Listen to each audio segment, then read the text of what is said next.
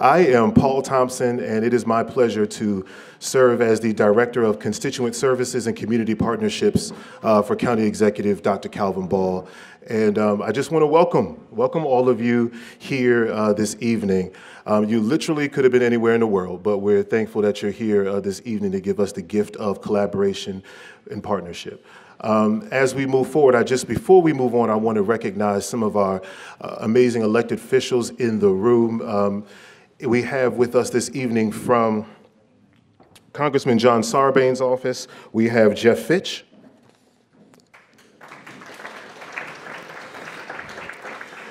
We have Senator Clarence Lamb. Delegate Jessica Feldmark. From District 1, we have Councilmember Liz Walsh.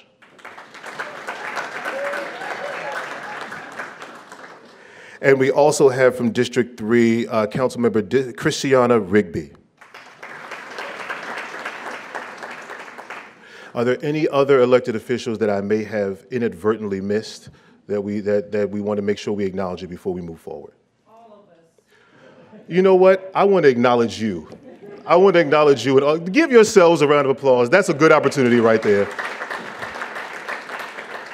There we go, because you all are the most important part of this evening. So thank you for that reminder. And before we move forward, because literally none of you came to hear me say a word, so I'm going to get out of the way. But I just want to bring up from the Green Valley Marketplace, can we please bring up CEO Rick Rogers?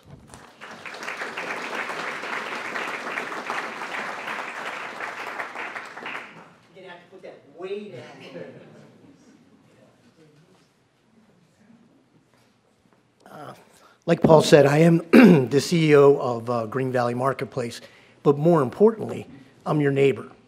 I live in Elkridge, in Grovemont, with my wife and my son for the last 22 years. This was our first Green Valley Marketplace that we opened as a company. The company's been around since 1915. We're a family-owned business in Baltimore. The name is Be Green of our company. We do wholesale business. We have grocery stores. But this is our baby, and this is the owner's baby. This was our first Green Valley. We really built it to be a community store, and we feel we've done that. And that's why we're here tonight, because we want to make sure that we keep this store as good as the day we opened it. And we think with partnering with, Howard County Police, Executive Ball and his team, Anne Arundel County, and you, most importantly, we can do that. My wife shops in the store. I shop in the store. My neighbors shop in the store.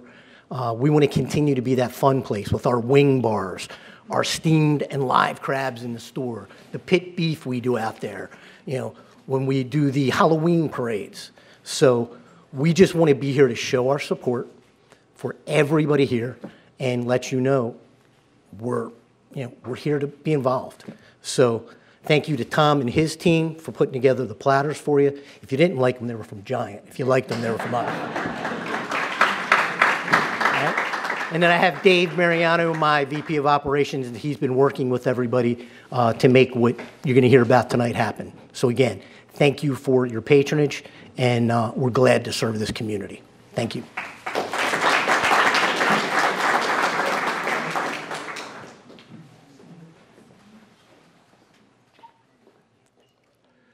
All right, thank you so much. And again, we just want to reiterate that the food is here, the gift bags are here, and thank you once again to the Green Valley Marketplace.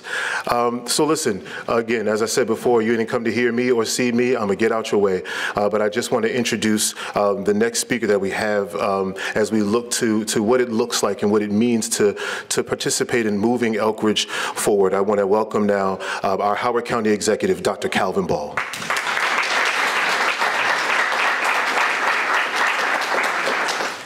Well, good evening, Elkridge neighbors and friends. From the historic Thomas Viaduct, the world's oldest multiple arched stone railroad bridge, to the cherished Brumbaugh House on Main Street, Elkridge embodies a spirit of innovation, determination, and community. Last year, when we learned about the challenges the Elkridge Heritage Society was facing due to the significant water damage at the Brumbaugh House, we acted. The house had suffered significant water damage, threatening this vital link to our history. Understanding the important role the Heritage Society plays in preserving Elkridge history, we provided a $20,000 grant for immediate repairs. After discussion on their long-term vision, we allocated an additional $100,000 to support the Society in creating a history museum right here in Elkridge. This investment ensures that as Elkridge moves forward, we honor our past. I'm also thrilled to share that on October 25th, Howard County purchased a nearly 9-acre parcel in historic Lawyers Hill.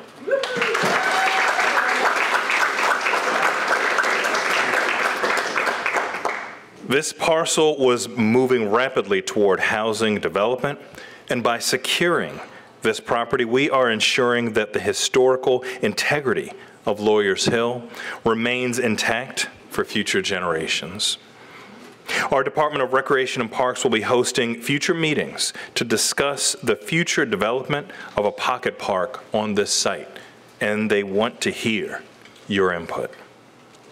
Tonight, we celebrate our efforts in action to realize all that Elkridge can be, making it an even better place to live, work, play, grow, and thrive for all. We are moving the Elkridge Civic District forward through a visionary plan focused on creating a campus-like destination that brings together civic, community, and recreational spaces right here along the Route 1 corridor. Elkridge has waited too long for a community center to call its own.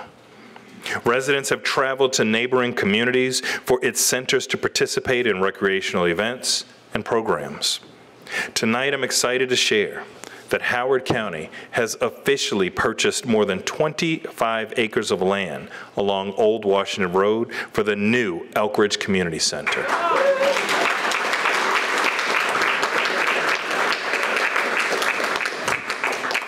After holding a public outreach meeting in August, we immediately began interior design so that planning, schematics, and design phases proceed concurrently instead of sequentially. This accelerated pace is a project management feat made possible by strong support and commitment from our Department of Recreation and Parks. With their help, we are anticipating a breaking of ground on the center in fall of next year. During phase 1 of this project, we will construct a center approximately 67,000 square feet. Phase 2 of the project could include 23,000 additional square feet dedicated to a future pool facility.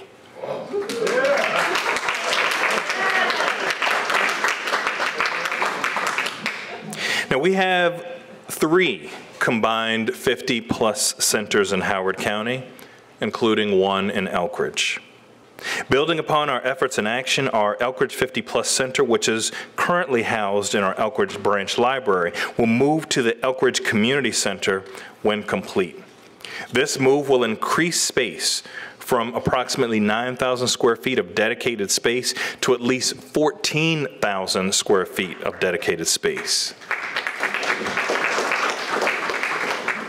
The new community center will also feature an additional 7,000 square feet of shared space for use by neighbors of all ages. Now, the Elkridge Community Center needs to be a center that reflects your needs, aspirations, and spirit. We invite you to be an integral part of shaping this center into a strong foundation for community connection. Please join our team on Thursday, November 21st, right here at the Elkridge Volunteer Fire Company so that you can provide your input on how to move Elkridge forward. Now, the Elkridge Library opened with approximately 35,000 square feet in 2018, a much smaller space than the community had originally requested and frankly needed.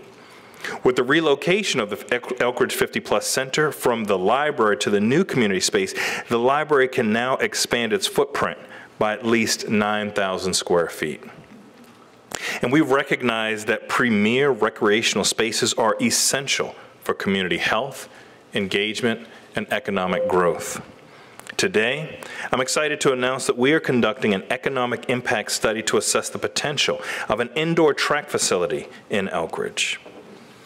This facility can be a gem for our Elkridge community, providing state-of-the-art amenities for residents and bringing people from all around the country to support our local businesses right here in Elkridge. Recreation is vital for a healthy community. The expansion of pickleball courts at Rockburn Branch Park is also moving along.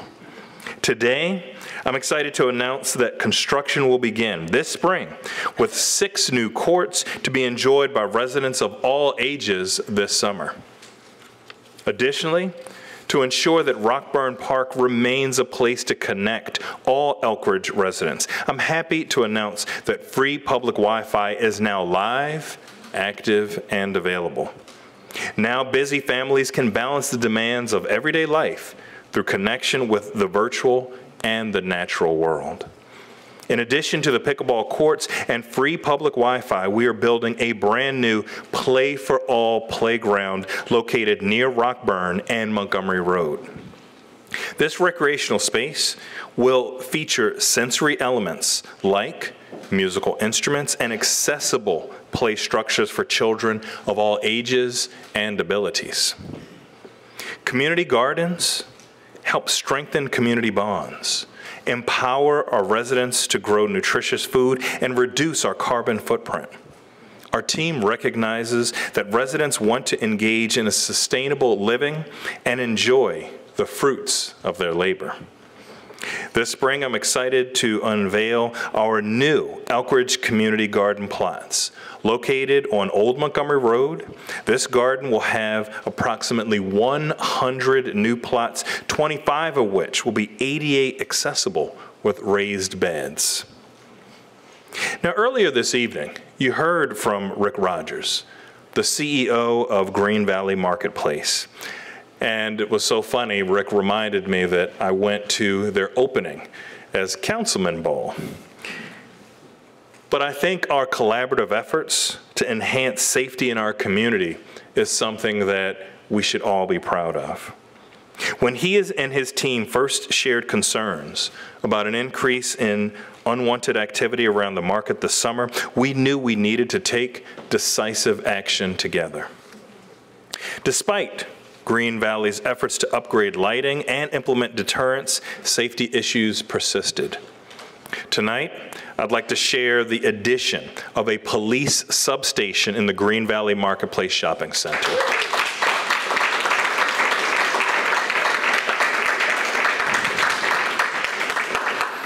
This substation will bring increased safety and security to the marketplace and the entirety of Elkridge.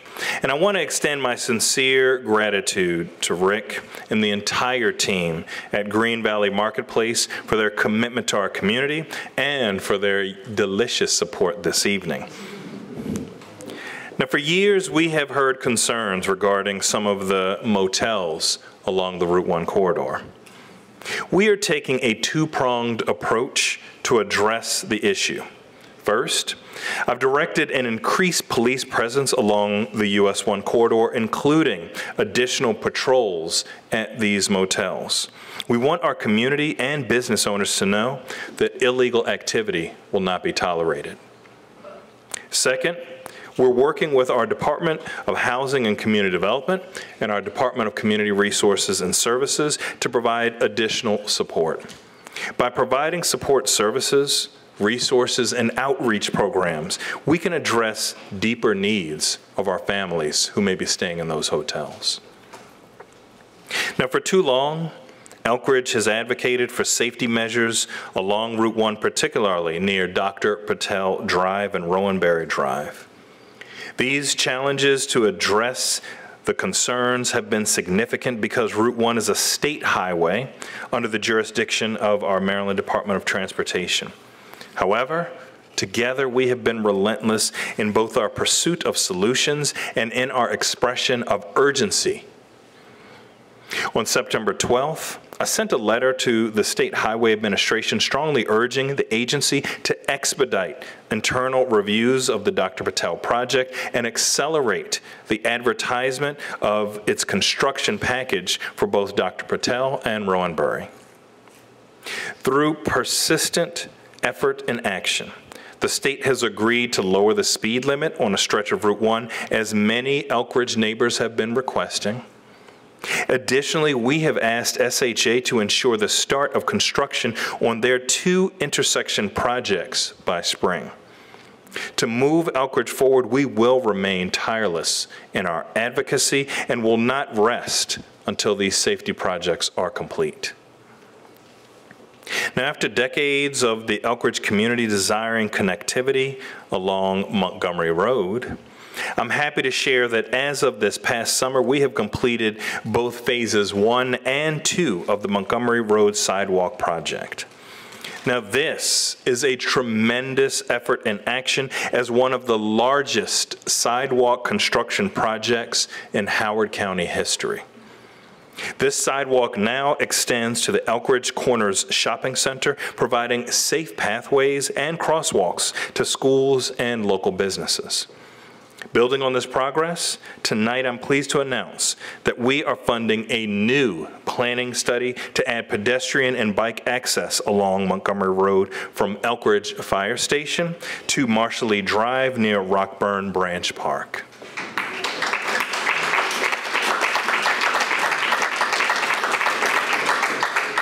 With the feasibility study kicking off this fall, our Office of Transportation will hold a public meeting in the spring to present potential design scenarios and receive your feedback. This project will better connect Elkridge with community resources and amenities while strengthening the connectivity of the rest, connectivity to the rest of Howard County. Moreover, this year we launched a new capital project with approximately $300,000 in design funds to better connect Troy Park to surrounding neighborhoods, including Duckett's Lane. This project will include new sidewalks as well as complementary pathways and crosswalks. To build on our vision of a connected community, we have also applied to the State Highways Administration to designate the Elkridge Civic District as a state bike and pedestrian priority area. It will capture major community destinations across Elkridge. And we're also including the stretch of US 1 from Rowanberry Drive to Dr. Patel Drive, which is a priority stretch for safety improvements. If approved by the state, this designation will help us coordinate planning and design efforts, ensuring better connectivity to nearby neighbors as our plans advance. I want to extend my appreciation to the Elkridge Community Alliance as well as our local and state elected officials for their support in this application. Please give them a big round of applause.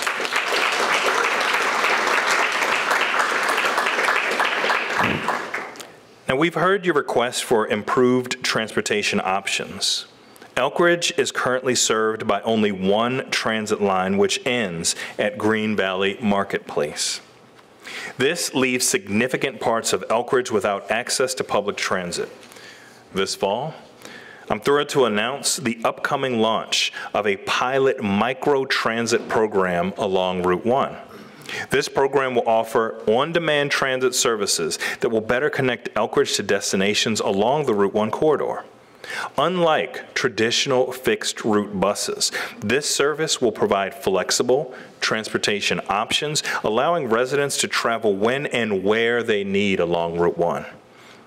We're working diligently with the vendor to launch this program at the beginning of the new year, and this is a major service, the first of its kind in Howard County, and it represents a significant step forward in addressing transportation gaps, reducing congestion, and improving accessibility.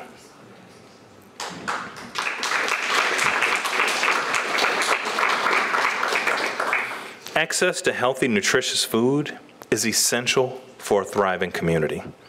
The Roving Radish program provides a service dedicated to promoting healthy farm-to-table eating habits while creating sustainable markets for our local and regional farms. We are excited to announce the mobile market is now available to serve our students and families at Deep Run and Duckett's Lane Elementary Schools. At both schools, Howard County Public School System is providing $50 gift cards for families to purchase fresh produce from the mobile market, making healthy food more accessible to those who need it the most. In addition to the mobile market, Duckett's Lane Elementary will also serve as a pickup site for our Roving Radish meal kits, making it more convenient for families to obtain wholesome, locally sourced meal options. These initiatives are more than just food programs. They're community efforts in action that uplift both residents and local agriculture. By bringing fresh, locally sourced produce and meal kits directly to schools in Elkridge, we're making healthy eating more accessible and convenient, now more than ever. Now, our dedication to serving all residents includes our cherished 50-plus community. We understand that accessibility and convenience are crucial, especially for our older adults who rely upon the center for social engagement, learning opportunities, and wellness activities. Recognizing the need to accommodate varied schedules and to provide more opportunities for participation, we are pleased to announce the extension of hours for the 50-plus center. And this fall, we introduced new Saturday hours from 8:30 a.m. to noon. Furthermore, we've extended Monday and Wednesday hours by an additional 3 hours each day. So now, the 50-plus center will be open Monday through Thursday, 8:30 a.m. to 7:30 p.m. These extended hours ensure that more of our 50-plus residents can participate in the center's offerings at times that meet their lifestyles. The 50-plus center is more than a facility. It's a community hub where friendships are formed, skills are honed, and wellness is nurtured. Now, after considerable internal debate and considerable internal deliberation and recognizing the limited available spaces to provide the infrastructure our community needs, we are reevaluating how to utilize areas in Elkridge to meet this critical moment. We are actively exploring land acquisition and plans for High School 14 in Elkridge.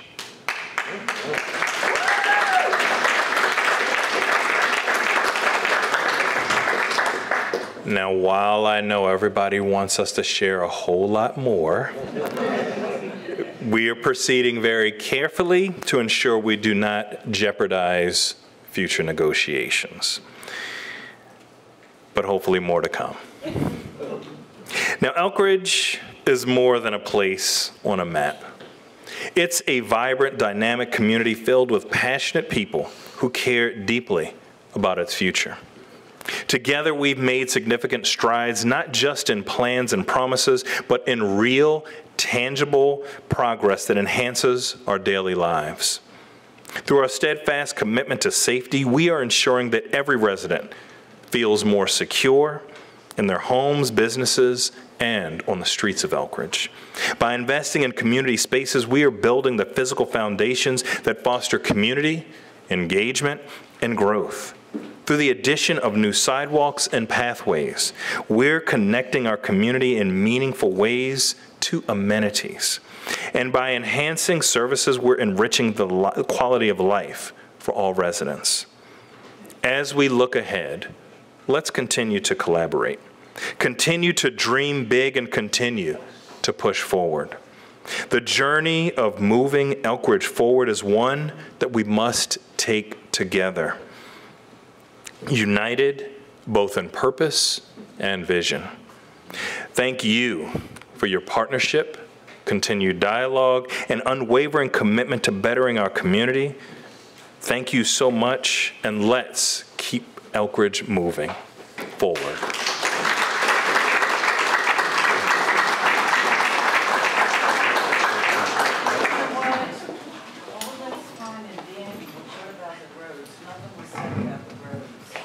All right. So we have a few moments now. Again, we have a lot of the people that, a lot of the initiatives that we spoke about this evening, there are going to be, we have our friends here from the police department. If you could raise your hand here. All right, we've got some of our good friends from the Department of Recreation and Parks. Where are you? There we go. We've got the Bureau of Transportation. Where are you? Transportation's here. All right, we have Bureau of Highways. We have our Bureau of Highways here as well. Thank you. And we have folks from RTA here as well. And to the end, if anyone wants to take a look when you leave here, there are one of the RTA vans here that's going to be used for our microtransit program is right out here outside the door. Please feel free to go and view and see all that will be coming to the community of Elkridge. So we have a few moments here. We want to give you all time to have discussions with the members from these departments who can answer your questions in more granular detail. That's why they're here. But while we're here, I know we want to get you all out by 7. But we be respectful of dinner. God bless us all. But we want to give some time for those who have some questions. So we have time for about 2 or 3 questions. And if you do so, I'll come around to you. If you'll give me 1 second, I'll be right there. So 2 or 3 questions, and then again, we will have those folks who can answer your questions in detail will be here for you to ask those questions of. I'll come your way first, sir. Please. I just wanted to have a few questions about sidewalks. So Elkridge is not walkable. And if you live on the old Washington corridor, you can't walk to Green Valley. It's dangerous. I mean, that little stretch of Montgomery Road, kids, others will walk down the middle of the street because it's so narrow. If you live anywhere in Elkridge, you can't walk to Main Street. It's isolated. It's a very fragmented, isolated community because there's just simply no sidewalks. Is there a plan to connect all these areas? I mean, all the neighborhoods of Old Washington Road with the rest of Elkridge and Montgomery Road and then eventually Main Street so we can, enjoy our entire community on foot?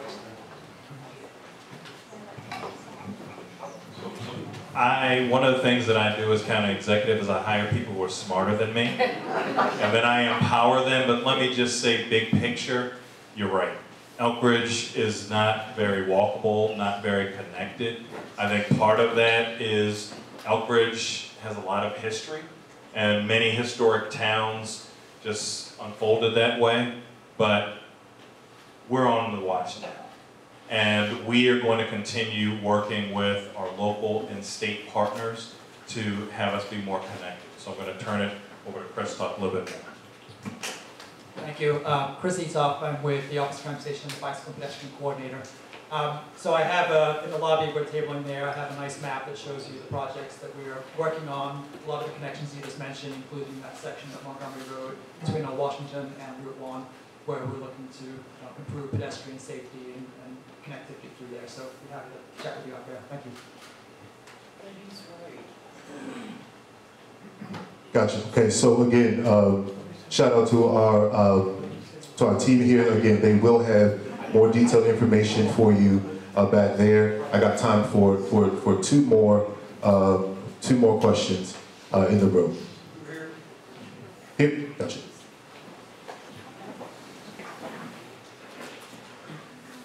I think I can talk louder. Yeah, I feel like you don't need a mic. Yeah, I get that vibe from you. Yeah. I think all this is fine and dandy, but the one thing that the counties never do is take roads into consideration.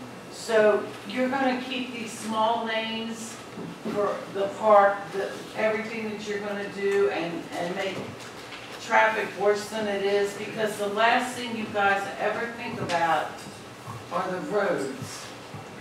That's all I have to say. Gotcha.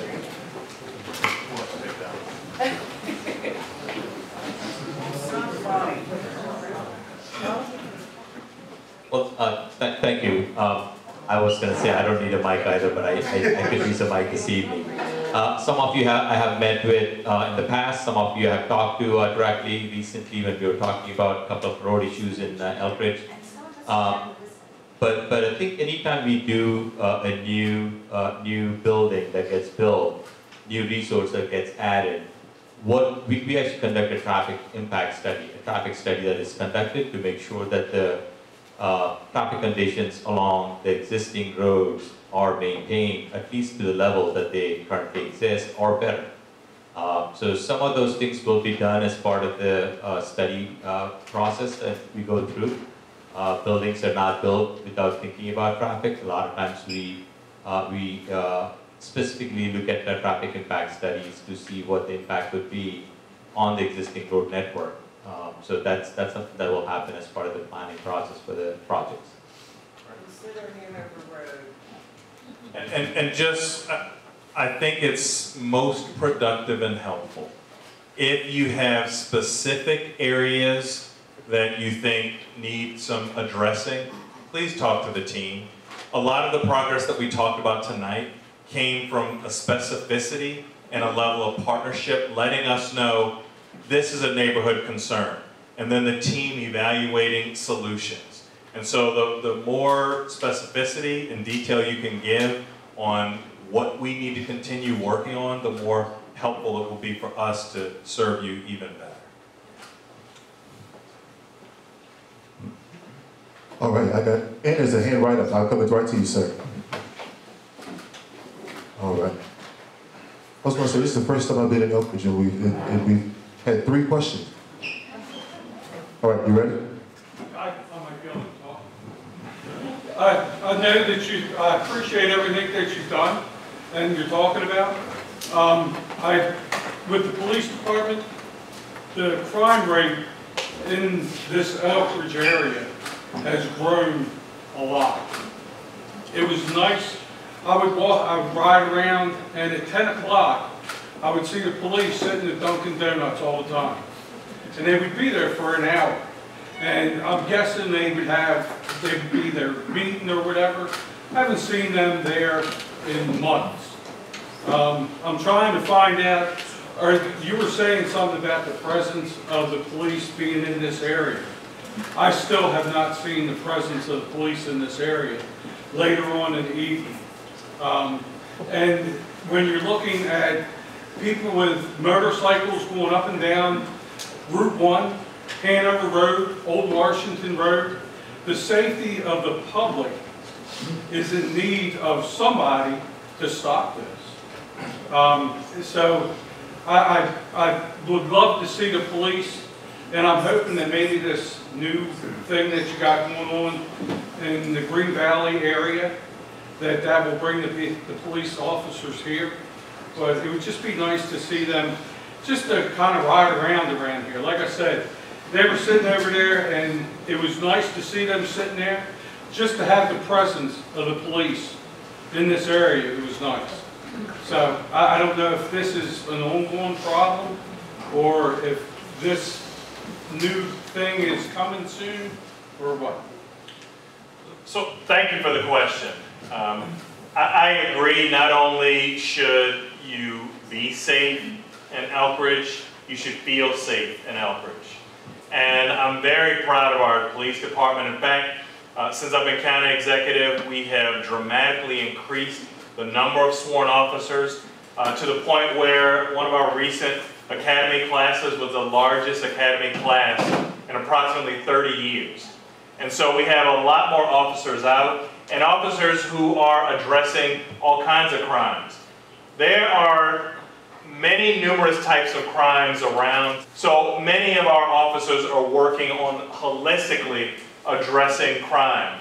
Also, because we have so many officers, Many of them might be undercover and wearing street clothes. And so while there's the balance of having a deterrent with a uniformed officer, there's also when we know that there are particular potential rings. A lot of times some of these, for example, when we see a car theft targeting Hyundais, a lot of times that's a ring in the whole DMV area. And so there's a balance of police work that our officers are engaging in. And I have to tell you, I travel around the state and the region, and a lot of areas outside of the region, Howard County PD is well respected for how smart and how hard they work. And there are a lot of people who are hoping to get into this police department. There are a lot of police departments that are well below the number of sworn officers that they should have. We are nearly fully staffed. And our teams are working incredibly hard. Officers, anything else to add? Yeah, it's a good question. My name is Chris Williams, the captain, and I'm the commander of this area, Northern District. Quite honestly, I don't want my officers spending an hour in Dunkin' Donuts. I didn't mean, don't take that the wrong way. They are, you tell them look, when I started here in Elkridge, and many of you that were with me in the last meeting know, I started here. I love Elkridge. 2003, this was my beat. I loved it, and it was completely different than how it is now. And I'll tell you, with change, with an increase in population, comes an increased likelihood that some crime is going to occur. No matter where you live, there's a possibility. As a police department, we don't want anyone here to be a victim of a crime. My expectation is for my officers, my commanders to be out on the streets and to be out there trying to prevent crime from occurring. When they occur, I want them going out there and trying to solve it. I will tell you without, again, we discussed this last time, but I won't give too many details, but I provide my patrol officers with armored cars and tell them to come in, dress down. And I want you to go into these neighborhoods that you're aware of being hit with theft from autos, stolen autos, destruction of property, and I want you to go in those neighborhoods and try to catch those who are responsible for committing those crimes. Does it work? Not always. Sometimes it does. And I'll tell you, there's sometimes, especially recently, it's the ones that have been responsible for a ton of crimes in this area. We've had success. And this commander, this lieutenant, this sergeant, their troops have been extremely successful.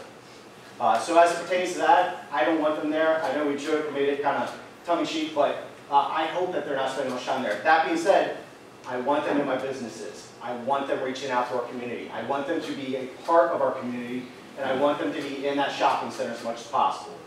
Because right now, that's, from here in the community, that's where you guys really need us. And that's where I want us to be. I'm very, very grateful to the executives for giving us a satellite office there. After our last meeting, I immediately implemented a mandatory minimum 2 foot patrols per shift in that shopping center. And for what I'm hearing, it's being noticed. So, to your question, I hope that answers it all. Thank you.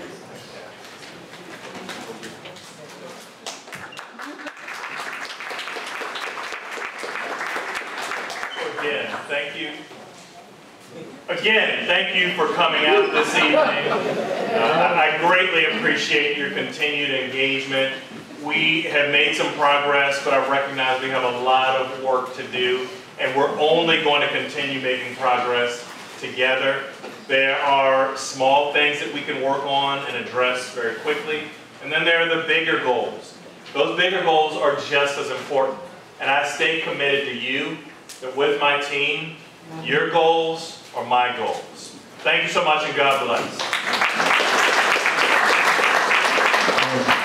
So again, before we completely break out, just one last time, I just want to say thank you to the Green Valley Marketplace for the food. I want to also acknowledge Delegate Terry Hill and thank you for your presence. All of the folks that have the answers will be out here in the hall. Please take the time to discuss your issues with them and take some food home because it's here. Thank you so much and have a great night.